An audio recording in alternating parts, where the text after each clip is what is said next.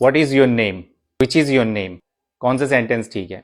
Well it depends, it could be both. आपने सोचा है कि हम व्हाट इज योर नेम क्यों कहते हैं, विच इज योर नेम क्यों नहीं कहते? इसी क्वेश्चन को आंसर करने की कोशिश करते हैं। जब हम व्हाट का यूज करते हैं तो हम एक ऐसी रेंज की बात कर रहे होते हैं जो अनलिमिटेड हो, जो रिस्ट्रिक्टेड ना हो। जब हम कह रहे हैं what is your name, there could be any name in the whole wide world। लेकिन जब हम कह देते हैं which is your name, तो इसका मतलब ये हुआ कि आप उसको एक लिस्ट दे रहे हैं, अब उसमें से आप चूज कीजिए कि आपका नाम क्या है। तो which जब हम यूज करते हैं वहां पर रेंज रिस्ट्रिक्टेड होती है, लेकिन जब हम what का यूज कर रहे होते हैं तो वहां पर रेंज रिस्ट्रिक्टेड नहीं होती है।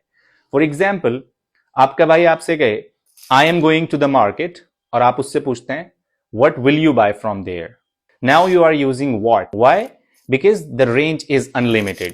लेकिन अगर आपका भाई आपसे कहे I am going to the market to buy vegetables, तो आप ये कह सकते हैं which vegetable will you buy. तो यहां पर जब हमें पता लग गया वेजिटेबल ही खरीदने जा रहा है, तो अब यहां पर हम विच का यूज कर लेते हैं, क्योंकि यहां पर अब हमारे पास लिमिटेड रेंज आ गई है। तो व्हाट का यूज हम जब करते हैं जब रेंज अनलिमिटेड हो, रिस्ट्रिक्टेड ना हो, कुछ भी व्हाट से हम यूज कर लेते हैं।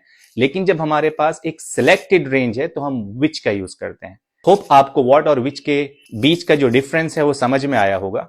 इसी तरह की और ग्रामर टिप्स एंड ट्रिक्स के लिए हमसे जुड़ जाइए।